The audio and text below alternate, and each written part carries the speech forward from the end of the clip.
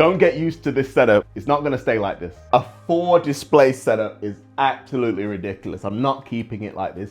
But here's the thing, I can't pass up a good deal. You might remember my Apple Studio display video where I scored it for almost half price. Well, I've got another story for you. I've got the 20-inch and 30-inch Apple Cinema display, and one of them was free. So we've got a bit of a situation where even though I have 2 Macs, one running Intel, one running Apple Silicon, neither of them are going to run the Apple Cinema Display 30-inch or the Apple Cinema Display 20-inch without some kind of adapter. And short of buying an adapter, I just thought, is there not another way that I don't want to have to buy an expansion card for my Mac Pro or yet another adapter to convert mini DisplayPort to something else like USB-C or HDMI? Enter the Mac Pro. The thing is with the Mac Pro is that Apple really tried to gaslight the entire Pro industry into believing that there was no further need for internal expansion now that Thunderbolt was here. External GPUs, external hard drives, sound cards. They just said, who cares about desk space? Let's just have 16 cables sprawled across your desk connected to several different peripherals. But I can't knock it completely because it basically set the precedent for what we have now here in the Mac Studio. Well, that being said, let's introduce the Mac Pro to this space station and let's get those monitors up and running. Why aren't you working? So what we've got here at the minute is 4 displays running on 2 Macs. So we have the Mac Pro 2019 running underneath my desk and then the 2013 Mac Pro running on top of my printer there. So that's 2 Mac Pros to power 4 displays. I'm not trying to be funny, but look at the amount of cables, plugs, and wires required just to make Apple Cinema displays run on the 2013 Mac Pro. Let's just take a closer look. The display setup looks cool until you get here and you see this absolute graveyard of wires required to run the 20-inch and 30-inch Apple Cinema displays.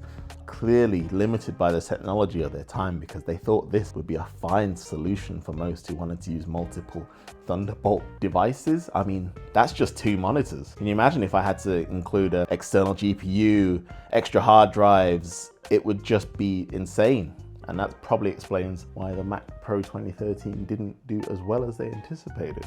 Apple offers universal control, but we've hit something of a snag there. The 2013 Mac Pro is ineligible for universal control. What they did provide was AirPlay. What AirPlay does is it borrows my 2019 Mac Pro screen to use on the 2013 Mac Pro. And what we really want, if anything, the 2019 Mac Pro to be able to leverage these displays somehow. Now, as a middleweight nerd, I do know that there is a method beyond this where you can spoof the Mac Pro 2013 to reflect the more up-to-date Mac Pro that is compatible with universal control, but that is getting way too deep in the weeds for me. I'm gonna leave that for the super nerds out there. Maybe you could drop a comment if you have ever done this. Is any of this practical? No. Is it necessary? No. I just wanted to make a cool video that shows how much of a tech goblin that I am. So here's what kind of sucks about my maximalism is that I just can't get rid of things. Once I get them for such a good deal, this was £166 on eBay.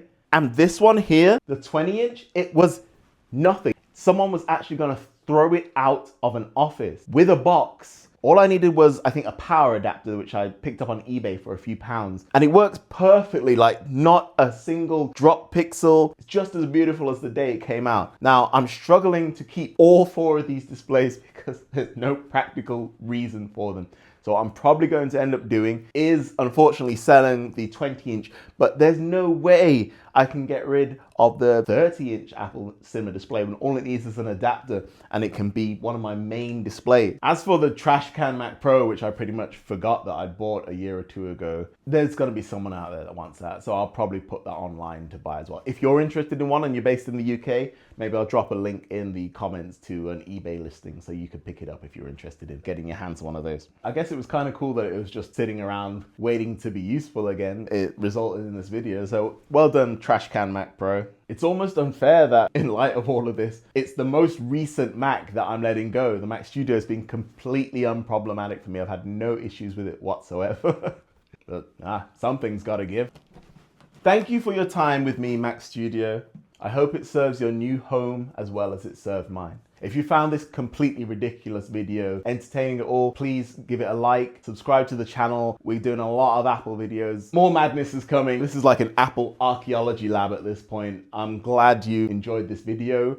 Oh, we've got the iMac G4 coming in one of our next videos, so get ready for that. Hope you like this now. Subscribe.